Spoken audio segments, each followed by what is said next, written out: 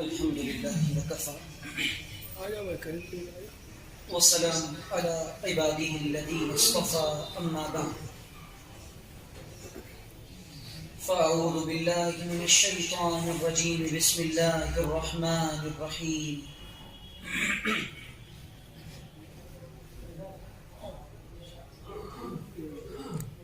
كنتم خير أمة أخرجت للناس تأمرون بالمعروف وتنهون عن المنكر وتؤمنون بالله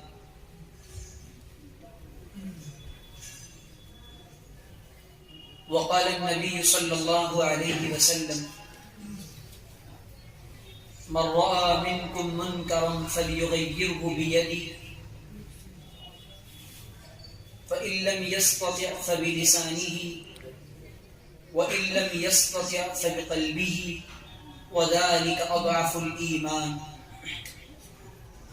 سبحان ربك رب العزة عما يصفون وسلام على المرسلين والحمد لله رب العالمين اللهم صل على سيدنا محمد وعلى آل سيدنا محمد في أول كلامنا وأوسط كلامنا وآخر كلامنا. میرے عزیز دوستوں اور بزرگوں، آپ کے اس بروڈا شہر میں اس عاجز کی دوسری دفعہ حاضری ہوئی ہے. ایک دفعہ 2014 یا 15 میں ہم آئے تھے کسی سے ملاقات کے لیے، تو بس زیارت کر کے چلے گئے تھے. آج ماشاءاللہ ہمارے حافظ یاسین صاحب کے توسط سے اور ان کے حافظ اسماعیل صاحب کے توسط سے، ان کے احباب کے حوالے سے حاضری ہوئی ہے. میں 3-4 روز سے گجراتی میں ہوں. موسم بھی ماشاءاللہ خوشگوار ہے. اللہ تعالیٰ سے دعا ہے کہ دین کی نسبت پر حاضری ہوئی ہے، اللہ ہمارے اس ملنے کو، بیٹھنے کو، سننے کو قبول فرمائے اور ہمیں عمل پر جما دے. میرے عزیزوں، میرے دوستوں، میرے بزرگوں، انسان دنیا کے اندر ایک مقصد لے کر آیا ہے.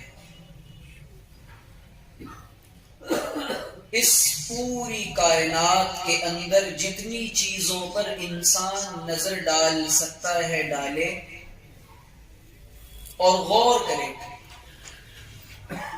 پوری دنیا کے اندر جہاں تک نظر جائے، جس چیز پر اس کی نظر جائے اور یہ دیکھے، تو اس کو نظر آئے گا کہ دنیا کے اندر بسی ہوئی ہر چیز اپنے اپنے کام میں مصروف ہے. اور یہ کائنات کا اصول ہے کہ جو چیز اپنے کام میں مصروف رہتی ہے انسان اس کو اچھا سمجھتا ہے، اس کی عظمت دل میں ہوتی ہے اور اس انسان کے لیے اور مخلوقات کے لیے وہ فائدہ مند ہوتی ہے. اور اگر وہ چیز اپنے مزاج سے اور اپنے کام سے ہٹ جائے، چاہے وہ چھوٹی سی چیز ہو یا کوئی بڑی چیز ہو، تو انسان اس کے تعلق سے بدگمان ہو جاتا ہے اور وہ انسان کے لیے کسی کام کی نہیں رہتی. اور اللہ تعالیٰ نے ایک نظام بنایا ہے کہ دنیا کے اندر جو چیز بھی نافع ہوگی تو اللہ تعالیٰ اس کو زمین میں قرار اور تمکن عطا فرمائیں گے. وَأَمَّا مَا يَنْفَعُ النَّاسِ فَيَمْكُثُ فِي الْأَرْضِ، کہ زمین کے لیے جو چیز بھی بینیفیشل ہوگی اور جو چیز بھی فائدہ مند ہوگی، اللہ تعالیٰ اس کو زمین کے اندر قرار اور تمکن اور جماؤ نصیب فرمائیں گے. اور جو چیز غیر مفید ہوگی، بے فائدہ ہوگی، فضول ہوگی، جس طریقے سے سمندروں کے اندر آنے والے تنکے اور کچرے بہہ جاتے ہیں، اللہ تعالیٰ اس کو بھی اسی طرح صاف کرتے ہیں. یہ کائنات کا اصول. دنیا کے اندر جتنی چیزیں انسان کو نظر آ رہی ہیں،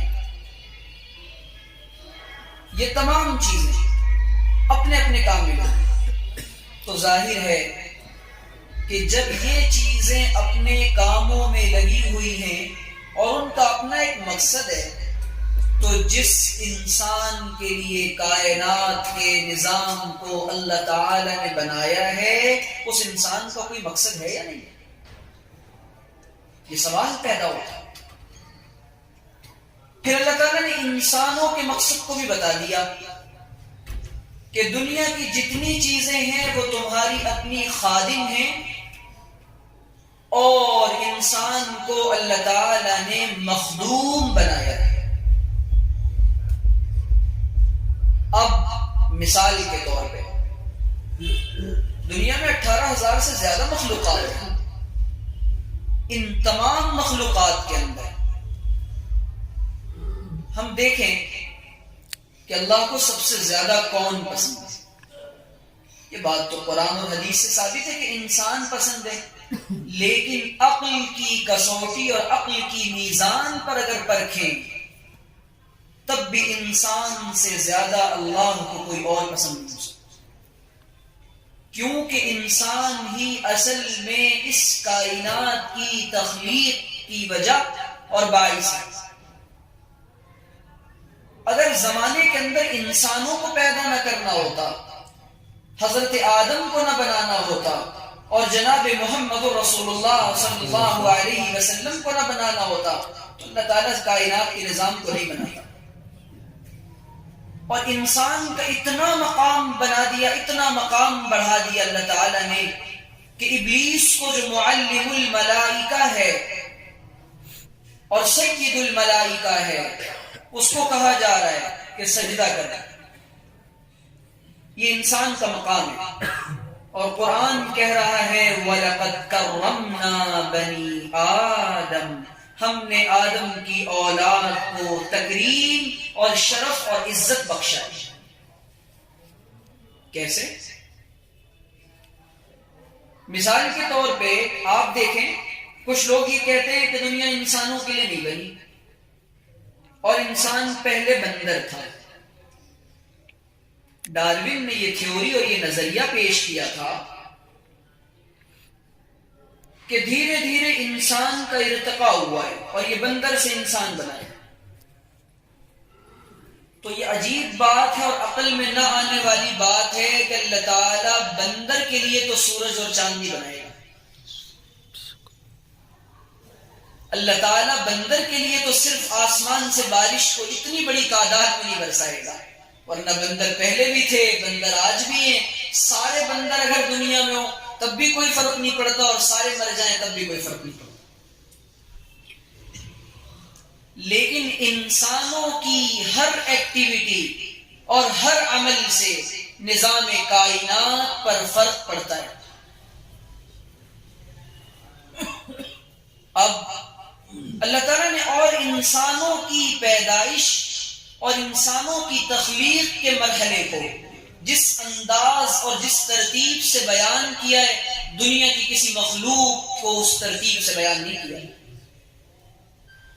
اللہ تعالیٰ اس کی حقیقت کو بتاتا ہے کہ یخرج من بین الصلب والترائب، باپ کی پشت سے اچھلتا ہوا پانی ہوتا ہے، پھر کہتا ہے الم یک نطفۃ من منی یمنا، کہ پھر ہم اس کو باپ کی پشت سے نکال کر ماں کی رحم میں ٹپکاتے ہیں، پھر کہتا ہے کہ پھر اس کے بعد اس کو گوشت کا خون کی پھٹکی اور خون کا لوتھڑا بناتے ہیں، پھر کہتا ہے پھر اس کو ہم خون سے پھر اس کے بعد اس کے اوپر چمڑی ڈالتے ہیں، پھر اس کو ہڈیاں دیتے ہیں۔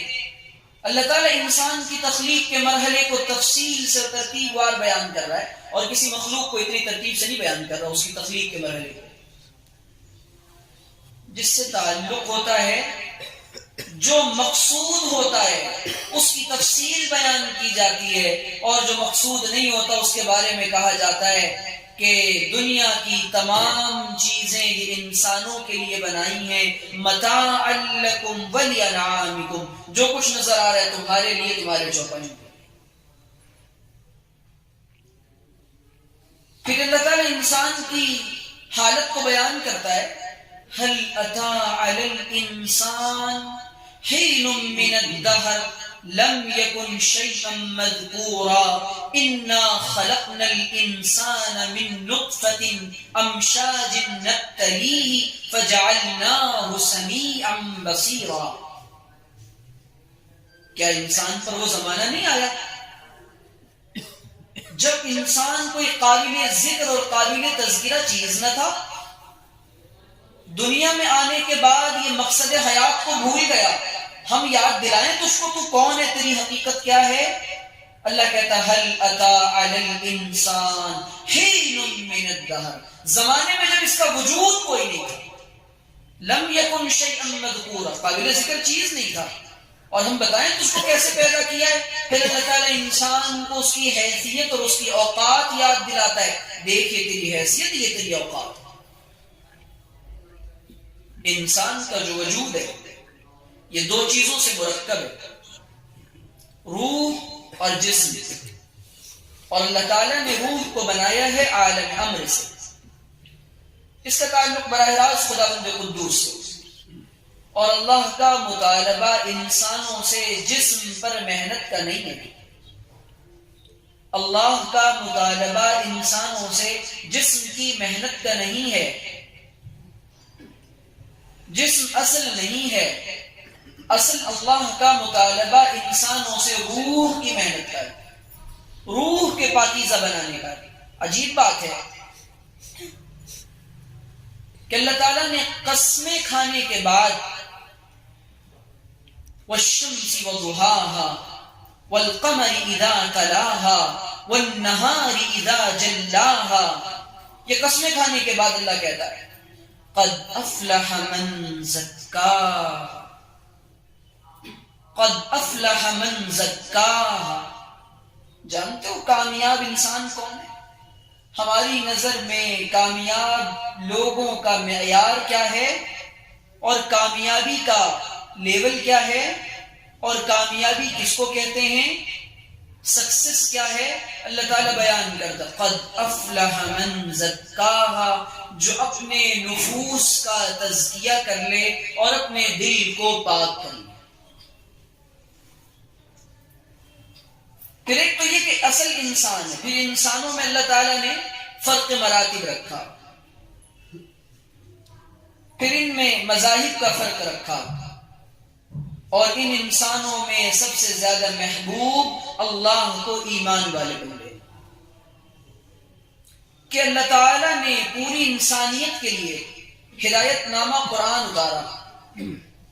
اس کے بعد کچھ مطالبات تو انسانیت سے کیے، اور کچھ مطالبات اللہ تعالیٰ نے یا ایھا الذین آمنوا کے ذریعے ایمان والوں سے کی. والعصر ان الانسان لفی خسر. پھر اللہ تعالیٰ نے انسان کا مقصد بتا دیا اور انسان کا کام بتا دیا. تم یہ سمجھتے ہو تم بے مقصد ہو؟ نہیں، ہم تم کو کام دیتے ہیں. نکمے رہو گے تو رون دیے جاؤ گے، کام کے بنو گے تو سر پر بٹھائے جاؤ گے. پھر اللہ تعالیٰ کام بتاتا ہے والعصر ان الانسان لفی خسر. سارے کے سارے زمانے کی قسم ہے، پوری انسانیت نقصان میں، خسارے میں اور لاس میں ہے. پھر اللہ کا الا الذین آمنوا، مگر وہ جو ایمان لائے. معلوم ہوا کہ دنیا کی بڑھتی ہوئی ترقیاں، معلوم ہوا ڈیولپمنٹ کے نام پہ کیا جا رہا فراڈ، معلوم ہوا انسانیت کو دیا جا رہا جو دھوکہ ہے ترقی کے نام پر، یہ اللہ کے نزدیک یہ مفید اور کارآمد نہیں ہے. اللہ کہتا ہے یہ خسارہ ہے سب. یہ ترقی کے نام پر جو تم کو بے حیا بنانے کی سازش ہے، ترقی کے نام پر جو تم کو بے ایمان بنانے کی سازش ہے، دنیا اور مادیت اور تم پر مادیت کا غلبہ ڈال کر تم کو میٹیریلسٹک اور مادہ پرست بنانے کا جو ایک فراڈ اور ایک ڈھونگ ہے، اللہ کہتا ہے یہ سب دھوکہ اور نقصان ہے. الا الذین آمنوا، ایمان کے بغیر ساری ترقیاں اور ساری کامیابیاں اور ساری بلڈنگیں اور ساری عمارتیں اور سارا مال اور ساری دولت، اللہ کہتا ہے الا الذین آمنوا، یہ سب خسارہ اور نقصان ہے. اس آیت کے بارے میں، اس سورت کے بارے میں سیدنا محمد بن ادریس الشافعی رحمۃ اللہ علیہ کہتے تھے اگر اللہ تعالیٰ قرآن میں کچھ نازل نہ کرتا، صرف ایک سورت، یہ سورت العصر اللہ نازل کر دیتا تو انسانیت کی ہدایت اور سمجھ کے لیے یہ آیت، یہ سورت کافی ہوتی۔ الا الذین آمنوا، پھر ایمان کے بعد اللہ تعالیٰ نے ہم کو ایمان عطا کر دیا، ایمان والے گھرانوں میں پیدا ہو گئے، پھر اللہ کہتا وَعَمِلُوا الصَّالِحَاتِ، اب ایمان فوراً مطالبہ کرتا ہے نیک عمل کا، ایمان مطالبہ کرتا ہے عمل صالح کا۔ ایسا نہیں ہو سکتا کہ انسان کے دل میں ایمان ہو اور وہ نیک عمل نہ کرے، اور ایمان کی بقا کے لیے، خسارے سے بچنے کے لیے، نقصان سے بچنے کے لیے عمل صالح لازم اور ملزوم اور ضروری ہے۔ نیک عمل کے بغیر نہ ایمان سلامت نہیں رہ سکتا، یاد رکھیے گا الا الذین آمنوا وعملوا الصالحات، اللہ کہہ رہا ہے نیک عمل تو تم کو کرنا پڑے گا۔ پھر آگے کہتا ہے اب ہم تم کو بتاتے ہیں دو کام اور، ایمان مل گیا، عمل صالح کرنے لگ گئے، اور عمل صالح کی تعریف یہ ہے جو قرآن سے اور سنت سے منقول ہو، جو جی میں آئے اور کر لیا اور کہا کہ واہ واہ میں تو بڑا نیک ہوں، یہ نیکی اور یہ عمل صالح عند اللہ معتبر اور مقبول نہیں ہوگا۔ عمل کی صالحیت کا اور عمل کی قبولیت کا معیار اور مدار وہ ہے جس کو جناب محمد رسول اللہ نے طے کیا ہے۔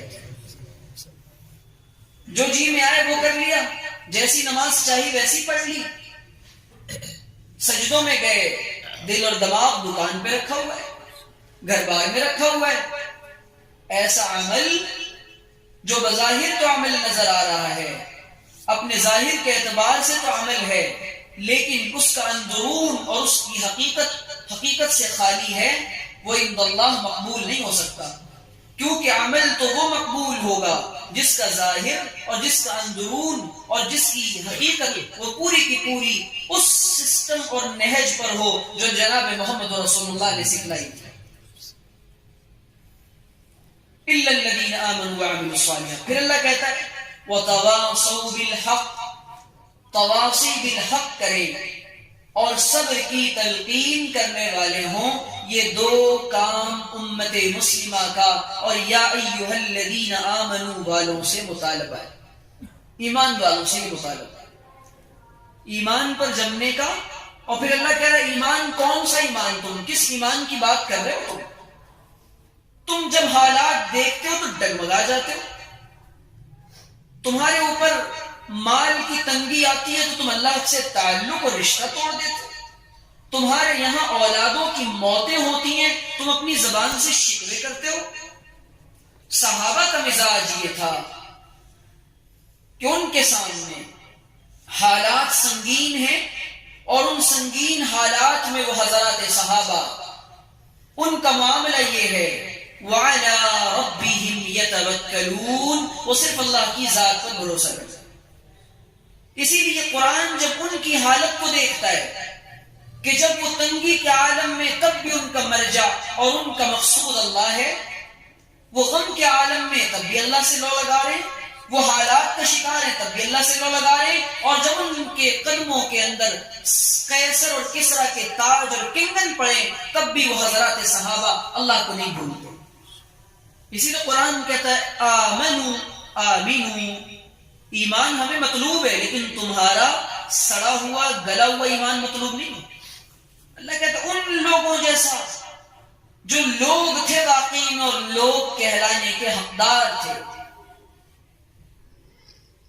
آمینو کما آمن الناس، اللہ کہہ رہا ہے کن الفاظ میں صحابہ کو اللہ کہہ رہا ہے آمن الناس، ان جیسا، ان لوگوں جیسا۔ کون؟ محمد رسول اللہ والذین معه اشداء علی الکفار رحماء بینہم تراہم رکعا سجدا یبتغون فضلا من اللہ ورضوانا سیماہم فی وجوہہم من اثر السجود۔ اللہ کہہ رہا دیکھو محمد صلی اللہ علیہ وسلم کے ساتھی جانتے ہو کیسے تھے، ایسے بننا پڑے گا تو ہم تمہارا ایمان قبول کریں گے. تم ڈگمگانے والا، ہٹنے والا اور استقامت پر نہ رہنے والا، یہ ایمان ہم قبول نہیں کریں گے. ایمان کا لیول وہ، اور ان کے جیسی کوشش تو کرو، نقل تو کرو.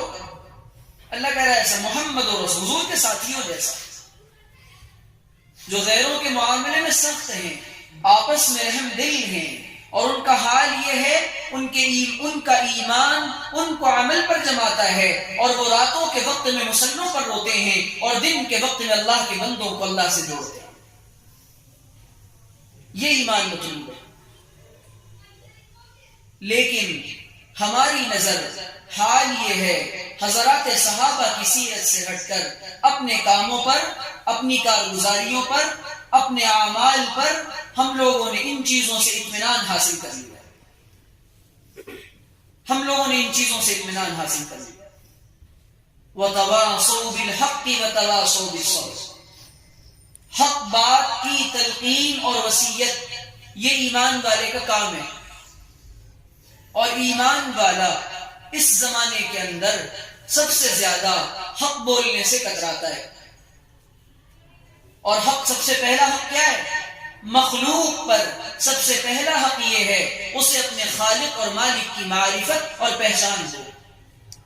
اور اس پر سب سے پہلا حق یہ ہے کہ وہ جس کو جانتا ہے وہ پوری انسانیت کو اپنے خالق اور مالک کی کا تعارف کروانے کا ذمہ اٹھائے. یہ سب سے پہلا حق ہے. وہ انسانیت کو بتائے، وہ لوگوں کو بتائے، اور وہ یہ بتائے کہ حضور جناب محمد رسول اللہ صلی اللہ علیہ وسلم ہمارے آخری نبی ہیں، اور انہی کے طریقے میں جینے اور مرنے میں کامیابی ہے. یہ دوسرا حق ہے، یہ حق بات ہے، یہ دوسری حق بات ہے. کائنات میں ان سے بڑی حق بات کوئی اور نہیں. اور جتنی باتیں حق کی قبیل سے ہیں، ایمان والوں کو چاہیے جب حالات ایسے آ جائیں کہ اب حق بات کا بولنا ضروری ہو جائے، اس وقت حق بات سے منہ موڑنا اور روگردانی کرنا یہ ایمان والے کا اور نیک عمل کا تقاضا بالکل نہیں. پھر کہا جا رہا ہے اب حق بول دیا، حق کی تلقین کر دی، حق کی ترغیب دے دی، حق کی تبلیغ کر دی. اب اس کے بعد وَتَوَاصَوْا بِالصَّبْرِ، جہاں حق آئے گا وہاں حالات آئیں گے. جہاں حق آئے گا وہاں حالات آئیں گے. حالات باطل کے ساتھ نہیں آتے، حالات حق کے ساتھ آتے. باطل حالات پر نہیں جمتا، باطل حالات کو پیدا کرتا ہے. حالات پر جمنا یہ کام ہے اہل حق کا اور حق والوں کا. پھر اللہ کہہ رہا ہے کہ ہم یہ تم کو بتاتے ہیں، پھر حق کی نصیحت کرو اور حق کی وصیت کرو اور صبر کی تلقین کرو اور صبر کی ترغیب دو لوگوں کو. پھر صبر کیا ہے کہ حالات کے آنے کے بعد انسان ایمان سے اور ایمان کے تقاضوں سے نہیں پھرے گا. نظر آ رہا ہوگا کہ حالات ہمارے مخالف بنائے گئے، نظر آ رہا ہوگا کہ ہمارے ساتھ ہمارے ایمان کے لوٹنے کی کوششیں کی جا رہی ہیں، لیکن ہم پیچھے نہیں ہٹیں گے. یہ صبر ہے. اس کی تلقین کرو، اس کی ترغیب کرو. نظر آ رہا ہوگا کہ ہم سے ہمارا مال، ہماری اولادیں، ہماری جائیدادیں، ہماری دولتیں سارا کچھ چھین لیا جائے گا. گھبراؤ نہیں، صبر کرو، اس کی تلقین کرو. حالات پر حق کے ساتھ، حق کی تلقین کے ساتھ صبر کی تلقین کرنا یہ ایمان والے کا کام ہے. اور پھر صبر کے اندر کسی چیز پر جمنے کا نام ہے صبر.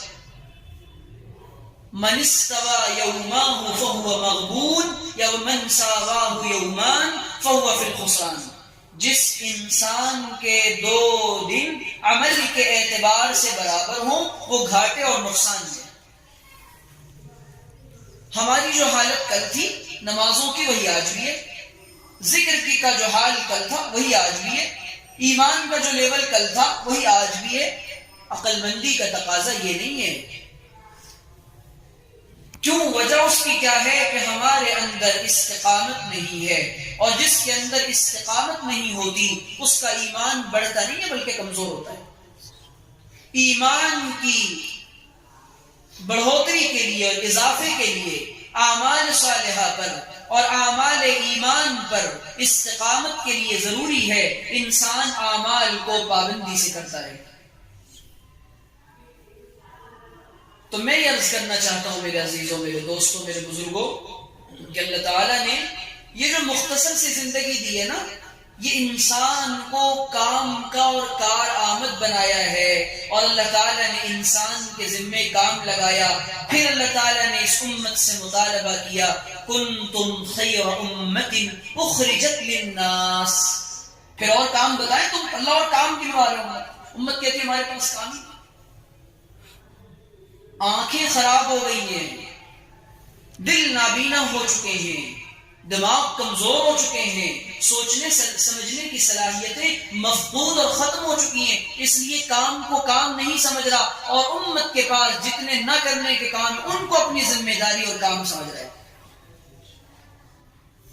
جب انسان نہ کرنے کے کاموں کو کام سمجھے گا، اللہ اس کو، اس کی عقل کو کام سمجھنے سے غافل کر دے گا. یہ اس کی نحوست ہوگی. اللہ کام بتاتا ہے، تم کو کام بتائیں تمہارا کام کیا ہے. کنتم خیر امت اخرجت للناس، تم بہترین امت ہو. کیوں ہو؟ کیا کرتے ہو تم؟ تمہارا اصل کام کیا ہے؟ فرض منصبی کیا ہے؟ تمہاری زندگی کا پرپز اور ایم کیا ہے؟ اللہ وہ بتاتا ہے. اخرجت للناس، تم اپنے لیے پیدا نہیں کیے گئے، صرف جینے کے لیے، مرنے کے لیے، کمانے کے لیے، کھانے کے لیے. وہ تو بندر بھی کرتا ہے. اور اللہ کہتا ہے کہ لو توکلتم علی اللہ، اللہ کے رسول نے فرمایا لو توکلتم علی اللہ حق توکلی لرزقتم کما ترزق الطیور، کہ جس طریقے سے پرندے اللہ پر توکل اور اعتماد اور یقین کرتے ہیں کہ صبح کو خالی پیٹ جاتے ہیں، شام کو پیٹ بھر کر اپنے گھونسلوں کی طرف آتے ہیں، اگر تم اللہ پر ایسا یقین اور ایمان اور اعتماد اور توکل کرنے لگو، اللہ تعالیٰ تم کو ویسے ہی رزق عطا فرمائے گا جیسے فرشتوں کو عطا کرتا ہے. لیکن ہمیں اپنا کام نہیں معلوم، ہمیں اپنا کام، ان کو اپنا کام معلوم ہے. فرشتوں کو رزق آسانی سے اس لیے مل رہا ہے، جو اپنے کام میں لگا رہتا ہے اللہ اس کے لیے آسانیاں پیدا کرتا ہے، اور جو اپنے کام سے ہٹ جاتا ہے اللہ کہہ رہا ہے اس کے رزق کے معاملات کو پوری دنیا میں بکھیر دیتا ہوں. اس کے رزق کے معاملات کو پوری دنیا میں بکھیر دیتا ہوں. اور قرآن اس کو کہہ رہا ہے وَمَنْ أَعْرَضَ عَنْ ذِكْرِي فَإِنَّ لَهُ مَعِيشَةً ضَنْكَا. دیکھو تم جانتے ہو ہمارے نام سے روگردانی کا نقصان کیا ہوگا، ہمارے ذکر سے اعراض کا نقصان کیا ہوگا، ہمارے نام سے غفلت کا نقصان کیا ہوگا. ہم تمہارے رزق کے معاملات کو، تمہاری معیشت کو تنگ کر دیں گے. اور اللہ سے جڑنے والوں کو اللہ کہتا ہے وَمَن يَتَّقِ اللَّهَ يَرْزُقْهُ مِنْ حَيْثُ لَا يَحْتَسِبُ.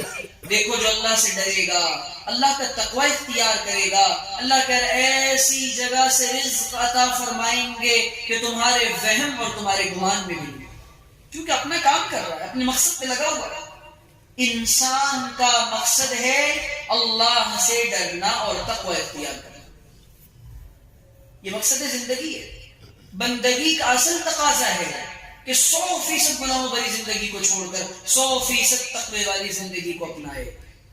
اللہ پھر اور کام بتا رہا کنتم خیر امت اخرجت للناس، بہترین امت ہو، انسانیت کی نفع کے لیے تمہیں برپا کیا گیا ہے.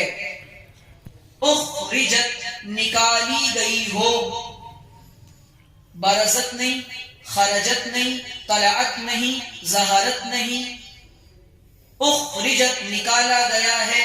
یہ خاص مقصد کی طرف اشارہ ہے کہ نکل نہیں گئے تم، ظاہر نہیں ہو گئے تمہیں ایک اشارہ کیا جا رہا ہے. کیا؟ للناس، مسلمان نہیں، اپنی برادری نہیں، اپنی قوم نہیں، اپنی جماعت نہیں، اپنے لوگ نہیں، اپنا گروہ نہیں، اپنی ٹیم نہیں، اپنے دوست نہیں، اپنا فرینڈ سرکل نہیں، اپنے رشتہ دار نہیں. اللہ کہہ رہا ہے للناس، داعی کا دائرہ کار اور داعی کے لیے دعوت کا میدان ایک فرد یا جماعت نہیں ہوتی، بلکہ اللہ تعالیٰ نے پورے عالم میں بسنے والے انسانوں کو اس کے لیے میدان اور کام کے لیے بنایا۔ جی ہاں، لیکن مقصد کو بھول گیا۔ اخرجت للناس تأمرون بالمعروف، پھر اور کام سنو نفع کے لیے۔ وہی بات آ گئی پھر کہ نافع رہو گے تو زمین کے اندر اللہ جمائے گا، برکتیں دے گا، رحمتیں نازل کرے گا، حالات کو سنوارے گا، تمہیں زمین کے اوپر بادشاہت عطا کرے گا، زمین میں اپنا خلیفہ بنائے گا، تمہیں دنیا کی دولتیں اور ثروتیں تمہارے قدموں میں آئیں گی۔ کام کو بھولو گے اور اللہ کو بھول کر زندگی گزارو گے، مقصد سے ہٹو گے۔ اللہ کہہ رہا ہے جو ہوں گی چیزیں ان کو بھی چھین لوں گا، کیونکہ شکر کرنے پر نعمت ملتی ہے اور ناشکری پر نعمتیں چھین لی جاتی۔ ایمان کا شکر یہ ہے، اس امت میں پیدا ہونے کا شکر یہ ہے کہ انسان ایمان کی بات خود بھی سیکھے اور دوسروں کو بھی سکھائے، اور اللہ کے رسول صلی اللہ علیہ وسلم کا پیغام یہ ساری انسانیت تک پہنچائے۔ یہ اس نعمت کا شکر ہے، جو اس نعمت پر عمل نہیں کرے گا اللہ تعالیٰ اس کو اس سے محروم کر دے گا۔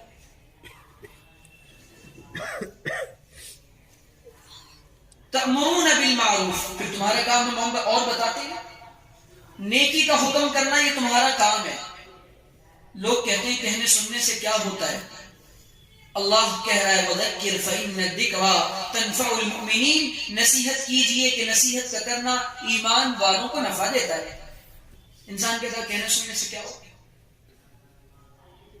اس امت کی امتیازی شان ہے کہنا اور سننا۔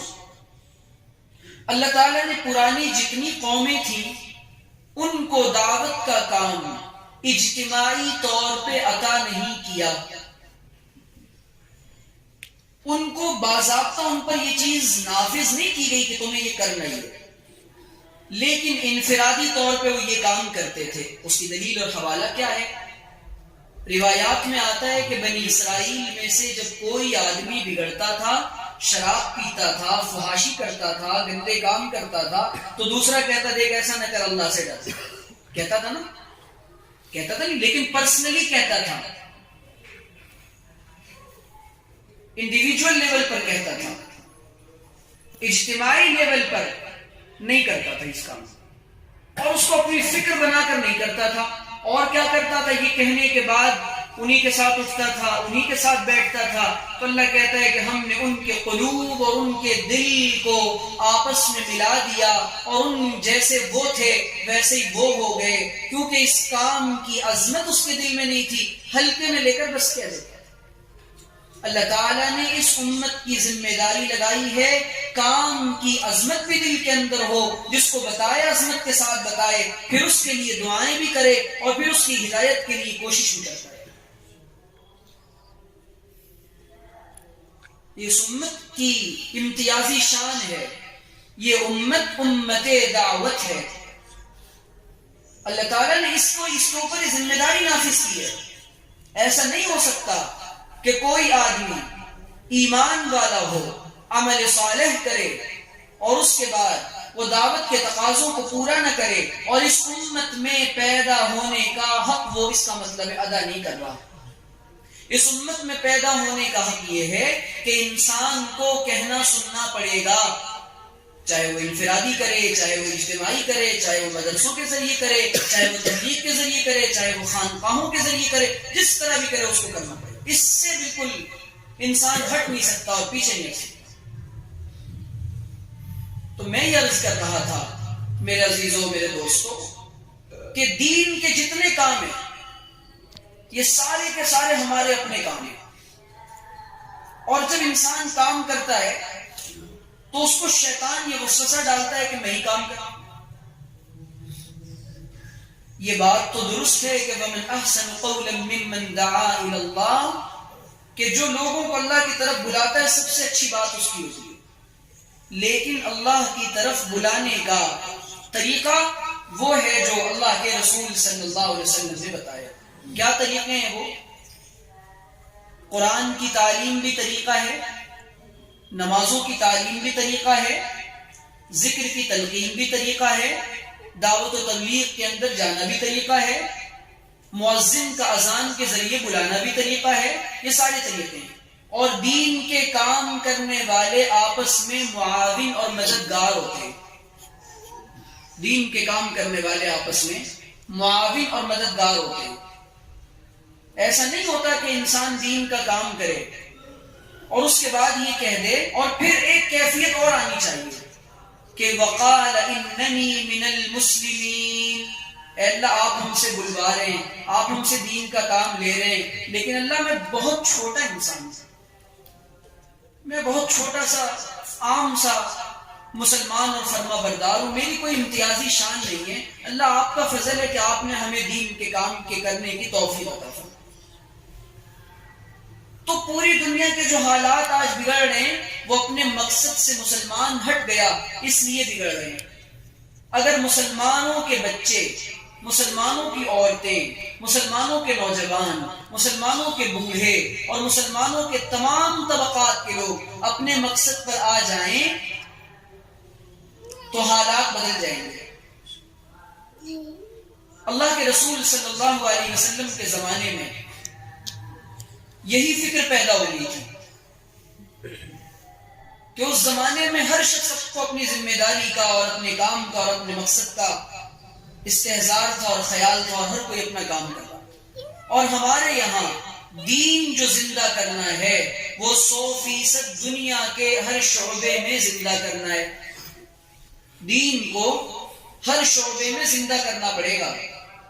ایسا نہیں ہو سکتا کہ نمازوں کا دین آ گیا، معاملات کا دین نہیں پتا۔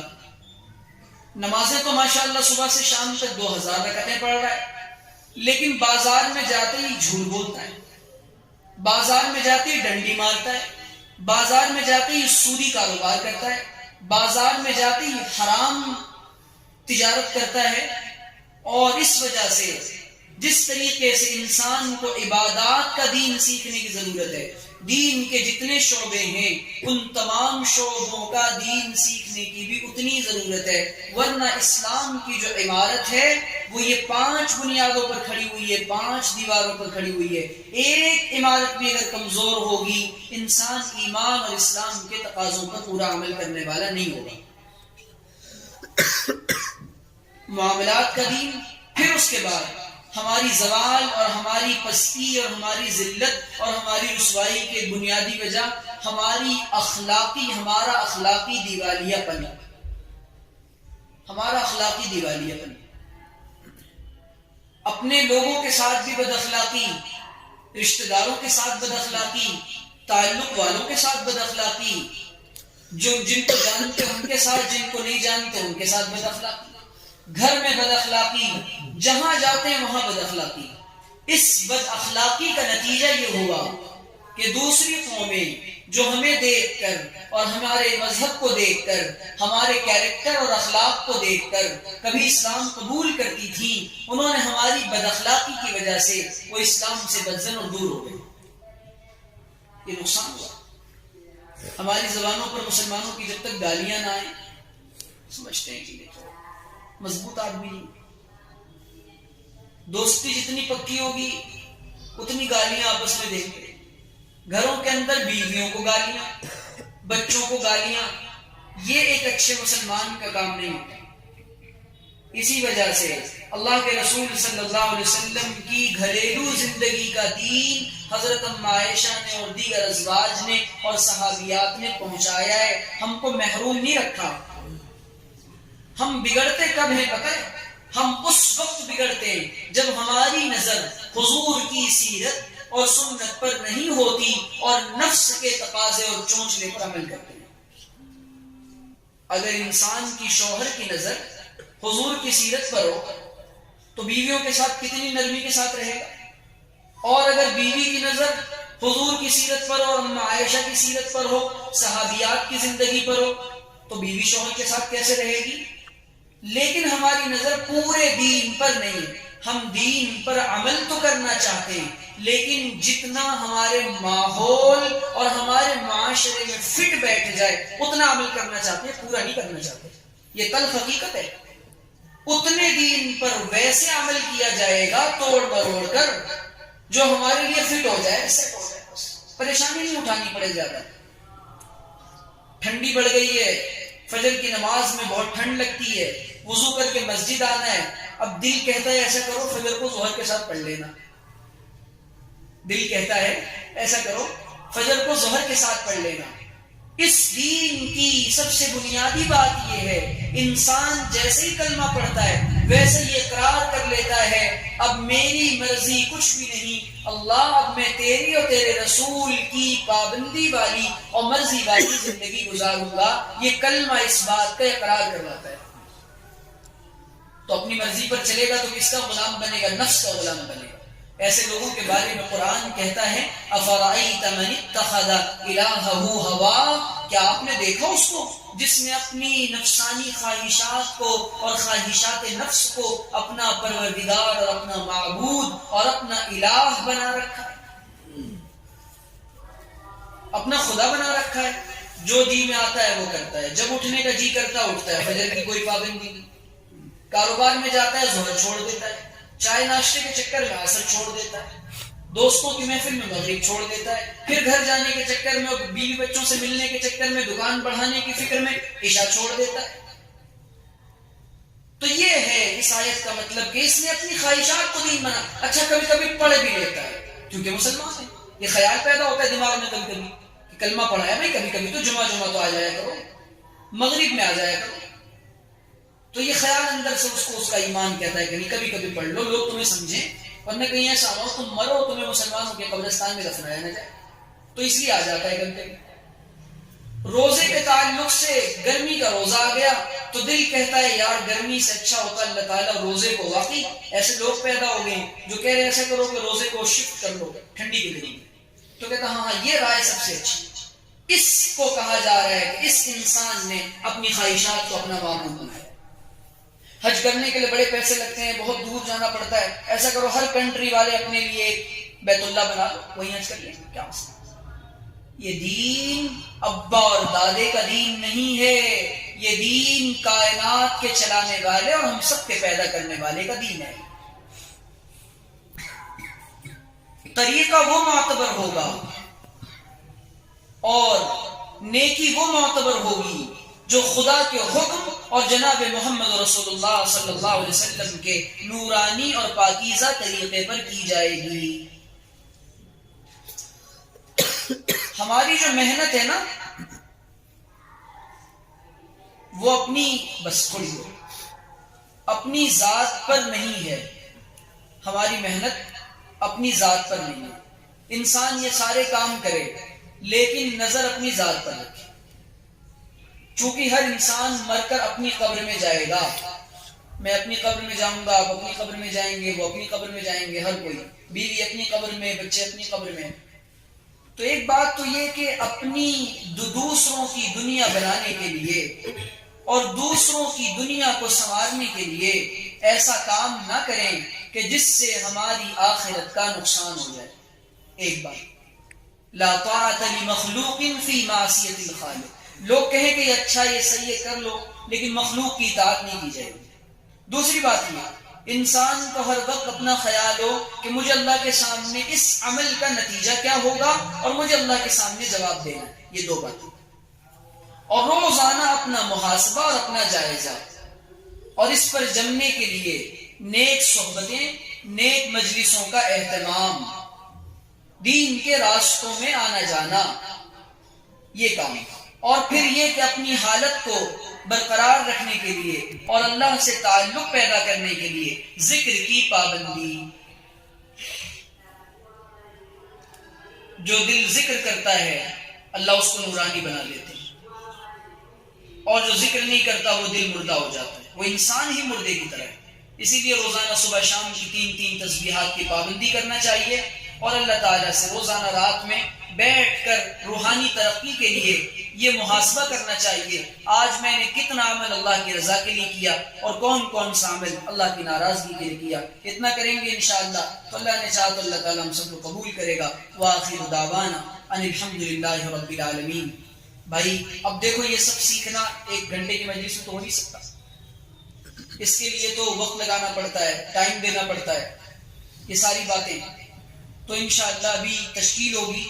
کوئی ساتھی نہ اٹھے، جو مقامی ساتھی ہیں وہ اپنے اپنے ارادے اور عزائم کا اظہار کریں. اللہ کے راستے میں نکلیں گے، جائیں گے تو انشاءاللہ دین کی بات اور دین کی پوری سمجھ پیدا ہوگی.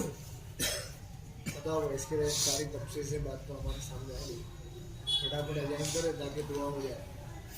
جی کیا ترتیب ہے؟ 4 مہینہ چلا. ابھی ہماری 16 تاریخ سے جماعتیں جائے گی.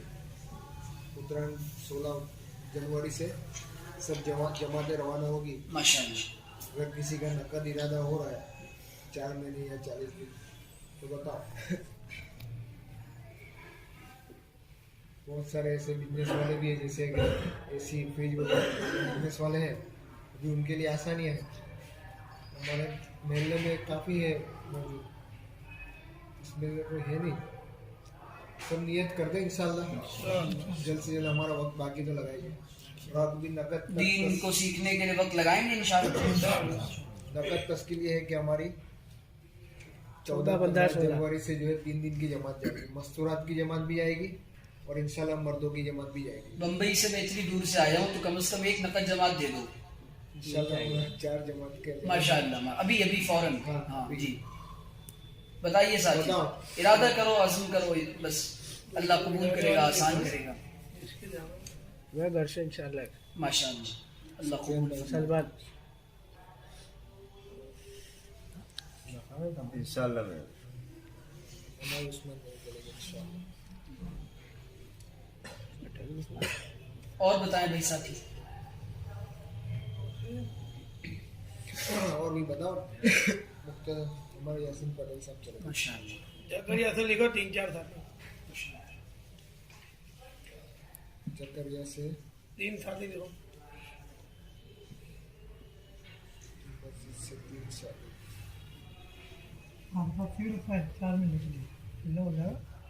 اور مستورات کے لیے بھی بتائیں. مستورات میں بھی جماعت بنے گی انشاءاللہ. اس میں انشاءاللہ میں کچھ کروں گا. مستورات کروں گا. محنت تو سب کریں گے انشاءاللہ. ٹھیک ہے انشاءاللہ. ٹھیک ہے، اللہ تعالیٰ قبول فرمائے. وآخر دعوانا الحمدللہ رب العالمین. مختصر سی دعا کر دو.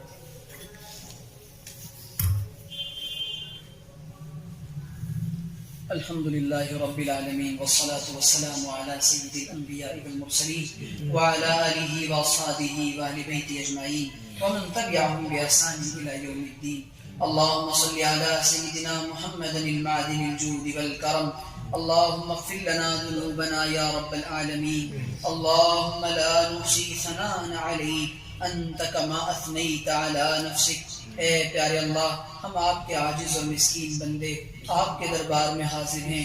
اللہ ہاتھ پھیلائے بیٹھے ہیں. اللہ ظاہر میں تو ہم آپ کے بندے ہیں، حقیقت میں بڑے گندے ہیں. اے اللہ ہمیں اپنے گندے ہونے کا اعتراف ہے. اللہ ہمیں اپنے گندے ہونے کا اقرار ہے. اللہ ہمیں اقراری مجرم ہیں. اے رب کریم ہمیں معاف فرما دیجیے. اللہ ہم معافی مانگنے آئے ہیں. اے اللہ معاف کر دیجیے. اے رب کریم تو نے ہمیں انسان بنایا، بڑا کرم کیا. اے اللہ تو نے ہمیں بولنے کی صلاحیت عطا فرمائی، بڑا کرم کیا. اللہ تو نے عقل سلیم دی، بڑا احسان فرمایا. اے اللہ تو نے ہمیں پیارے آقا مدنی صلی اللہ علیہ وسلم کی امت میں بغیر کسی عرضی کے پیدا کیا. اللہ بڑا احسان فرمایا. اے رب کریم، اے اللہ دنیا میں لگ کر ہم اپنے کام کو بھول گئے. اللہ ہمیں اپنے کام پر جما دیجئے، لوٹا دیجئے. اے رب کریم آپ ہم سے راضی ہو جائیے. اللہ راضی ہو جائیے. اے اللہ دنیا میں نفس اور شیطان کے دھوکے میں لگ کر ہم آپ کو بھول گئے، آپ کو بھول گئے. اللہ تیرے احکامات کی دھجیاں اڑا دی. اللہ جب جی چاہا کر لیا، جب جی میں آیا چھوڑ دیا. اے اللہ نفس کے غلام بن بیٹھے. اللہ نفس کی غلامی سے بچا دیجئے. اللہ نفس کی غلامی سے بچا دیجئے. اتنی عمریں گزر گئیں لیکن ایک سجدہ بھی شاید ایسا نہیں ہے جس میں تیرا خیال ہو. اللہ ہمارے سجدے بھی اللہ تیری یاد سے غافل ہوتے ہیں. ہماری عبادتیں بھی عجیب ہیں. اے رب کریم آپ نے دنیا میں بھیجا، جناب محمد رسول اللہ کی امت میں پیدا کیا.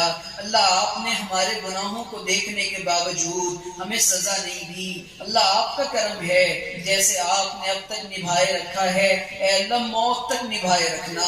اور اے اللہ قیامت کے دن جب ساری انسانیت جمع ہوگی اے اللہ محمد رسول اللہ بھی ہوں گے.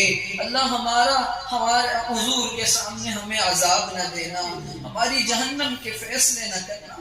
اللہ ہمیں جنت کے فیصلے کر دیجیے گا. حضور کس کے ہاتھوں جام کوثر نصیب فرمائیے، شفاعت نبوی نصیب فرمائیے، پل صراط سے بجلی کی طرح گزرنا آسان فرمائیے. اے مالک الملک وہ دن بھی آئے گا جب ہمارے گناہ ہمیں دکھائے جائیں گے. دیکھو ویڈیو کی شکل میں دیکھو، یہ تمہارے سامنے ہے. اے رب کریم ہمیں دکھایا جائے گا ہم جو کچھ کرتے ہیں. اللہ وہ دن بڑا عجیب ہوگا، اس دن کی رسوائیوں سے بچا لینا، آمین. اس دن کی رسوائیوں سے بچا لینا. اے اللہ ہم جواب کیسے دے پائیں گے؟ اللہ ہم گناہگار جسم و وجود لے کر حضور کے سامنے جائیں گے. کہیں حضور نے پہچاننے سے انکار کر دیا تو ہماری شفاعت کون کرے گا؟ اے رب کریم حضور نے تو فرمایا کہ شفاعت لأہل الکبائر، میری امت کے کبیرہ گناہ کرنے والوں کے لیے میری شفاعت ہو. اللہ ہم سب کبیرہ گناہ کرنے والے ہیں، ہم نے جان جان کر گناہ کیا ہے. اللہ تو معاف کر دے. تیرے دربار میں آج معافی مانگنے آئے ہیں. اے رب کریم معاف کر ہی دیجئے، اللہ معاف کر ہی دیجئے. اللہ اپنی کرم کے صدقے لٹا دیجئے، اپنی شان کریمی کی بہاریں دکھا دیجئے، اپنی شان غفاری کا نذرانہ دکھا دیجئے. اے رب کریم ہم فقیروں کو دین کی سوغات دے دیجئے، جنت کے فیصلے فرما دیجئے. اے رب کریم ہمیں مانگنا بھی نہیں آتا. دنیا کا پروفیشنل بھکاری منہ بنا کے مانگتا ہے، آنکھوں سے آنسو گرا کر مانگتا ہے. اے رب کریم ہمیں تو مانگنا بھی نہیں آتا، ہم تو تیرے در کے سوالی اور منگتے بھی نہ بن سکے. لیکن اللہ کوئی تو ہوگا اس مجمع میں جس کو آپ پسند کرتے ہوں گے، جس کی دعائیں پسند کرتے ہوں گے. اللہ گھروں کے اندر مائیں بہنیں بھی سن رہی ہیں. اے رب کریم کوئی تو بیٹی ہوگی، کوئی تو ماں ہوگی جس کی آنکھیں آپ کو پسند ہوں گی. اللہ معصوم بچوں نے بھی ہاتھ اٹھا رکھا ہے، ہم آپ کو ان کا واسطہ دیتے ہیں. اللہ ایسے بھی ہیں جن کی ہڈیاں گھل گئیں، عمریں گزر گئیں، داڑھی کے بال کالے سے سفید ہو گئے. اللہ تیرے دین کا کام کرتے کرتے اے مالک ہم آپ کو ان کا واسطہ دیتے ہیں، قبول فرما لیجیے. اے اللہ گزرے دن کو، آنے والے دن کو گزرے دن سے بہتر بنا دیجئے. اللہ برے دن سے، بری رات سے، بری بات سے، حادثات سے بچا دیجئے. اللہ اپنا خیال دے دیجئے، اپنا ڈر دے دیجئے. اللہ کوئی تجھ سے کوئی کچھ مانگتا ہے، ہم الہی ہیں تجھ سے طلبگار ہیں. اللہ آپ اپنی محبت کا جام پلا دیجئے، اپنی معرفت کا جام پلا دیجئے. ہمارے رگ رگ میں اپنی محبت کو ڈال دیجئے، ہمارے روئے سے اپنا ذکر جاری فرما دیجئے. اللہ دنیا میں آپ کے بہت سے مقبول بندے ہیں، اللہ تو ہمیں بھی اپنا بنا لے تو اس سے کون پوچھے گا. اے مالک بن دینار جیسے شراب میں ڈوبنے والے کو ولی بنانے والے، اے بشر حافی جیسے شرابی کو ولی بنانے والے، اے فضیل بن عیاض کو ڈاکوؤں کی زندگی سے نکال کر ولایت اور ولیوں کا بادشاہ بنانے والے، اے جنید بغدادی کو پہلوانی سے نکال کر اولیاء کا پہلوان بنانے والے. اے اللہ تو ہمیں بھی اپنا بنا لے، تجھ سے کوئی نہیں پوچھے گا. اے رب کریم تو راضی ہو جا. اللہ اطاعت کی عزت عطا فرما دے، معصیت کی ذلت سے بچا دے، گناہوں کی ذلت سے بچا دے.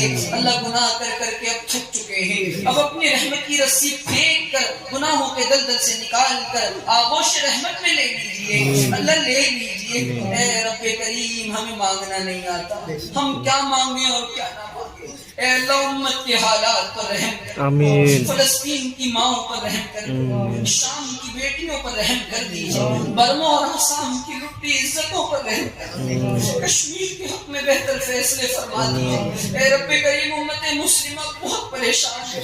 اے اللہ آپ کے علاوہ آپ کی اس نبی کی لاڈلی امت کا کوئی سہارا نہیں ہے. اللہ کھلے آسمان کے نیچے اور تپتی زمین پر تیرے ہی نام کا سہارا ہے کہ اگر تو نے حق پرستوں کی دل جوئی نہیں، تانا دیں گے بت کے مسلم کا خدا کوئی نہیں، خوار ہیں بدکار ہیں ڈوبے ہوئے ذلت میں ہیں، کچھ بھی ہے لیکن تیرے محبوب کی امت میں ہے۔ اللہ کو محبوب صلی اللہ علیہ وسلم کی امت میں پیدا کرنے کا واسطہ قبول فرما لیجئے۔ اللہ موت سے پہلے راضی ہو جائیے، اللہ ایسے راضی ہو جائیے پھر کبھی ناراض نہ ہوئیے گا۔ اللہ ایک بار اس مجمع کی طرف نگاہ کرم ڈال دیجئے، اللہ دیکھ لیجئے، اللہ دیکھ لیجئے۔ اللہ اگر آپ نے محبت کی نگاہ ڈال دی ہمارا تو کام بن جائے گا۔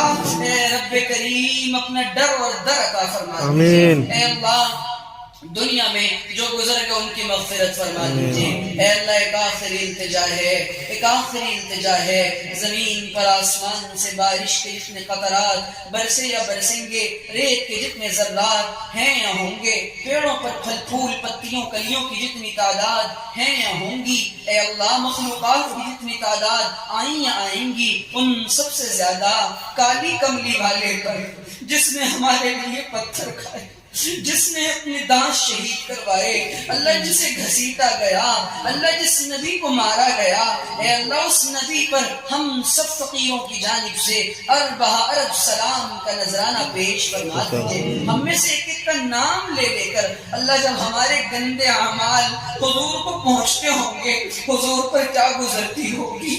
اللہ ہم فقیروں نے حضور کے دربار میں درود و سلام کا نذرانہ بھیجا ہے، اللہ شرف قبولیت سے نواز کر حضور اکرم صلی اللہ علیہ وسلم کو پہنچا دیجئے۔ اے اللہ ایک آخری التجا ہے، اے اللہ جب تک دنیا میں رکھیے ایمان عافیت کے ساتھ رکھیے، جب دنیا سے جانے کا وقت آ جائے آپ ہم کو دیکھ کر مسکرائیں، ہم آپ کو دیکھ کر خوش ہوں، آپ کہہ دیں میرے بندو آ جاؤ، میرے بندو آ جاؤ، جنت تمہاری منتظر ہے۔ اے اللہ جب دنیا سے جانے کا وقت آئے، اے اللہ ایک آخری التجا ہے، ہم مدینہ المنورہ کی حاضری چاہتے ہیں، بار بار آنا جانا چاہتے ہیں، بیت اللہ کی زیارت اور طواف چاہتے ہیں، اللہ عطا فرما دیجئے۔ اے اللہ مصطفیٰ کے شہر میں اے ذوالمنن ہو عطا 2 گز زمین اور 2 گز کفن، اور اے اللہ جب جانے کا وقت آئے تو اللہ ایسا نہ ہو کہ دنیا میں لگنے کی وجہ سے 2 اور 2 4 زبانوں سے نکلیں اور دنیا کے بول نکلیں۔ اللہ جب دنیا سے جانے کا وقت آئے، جب ہو دم واپسی یا اللہ لب پہ ہو لا الہ الا اللہ محمد رسول اللہ، اے اللہ جو مانگا وہ بھی عطا فرما دیجئے، جو مانگنے سے رہ گیا وہ بھی عطا فرما دیجئے، کمیوں کوتاہیوں غلطیوں کو معاف فرما کر شرف قبولیت سے نواز دیجئے، اس مجلس کو قبول فرما لیجئے، پورے عالم میں دین کے پھیلنے کا ذریعہ بنا دیجئے۔ اللہ یہاں اہل علاقہ کی حفاظت فرما دیجئے، امن و امان کو قائم فرما دیجئے۔ وصلی اللہ تعالی علی خیر خلقہ واصحابہ واہل بیتہ اجمعین برحمتک یا ارحم الراحمین۔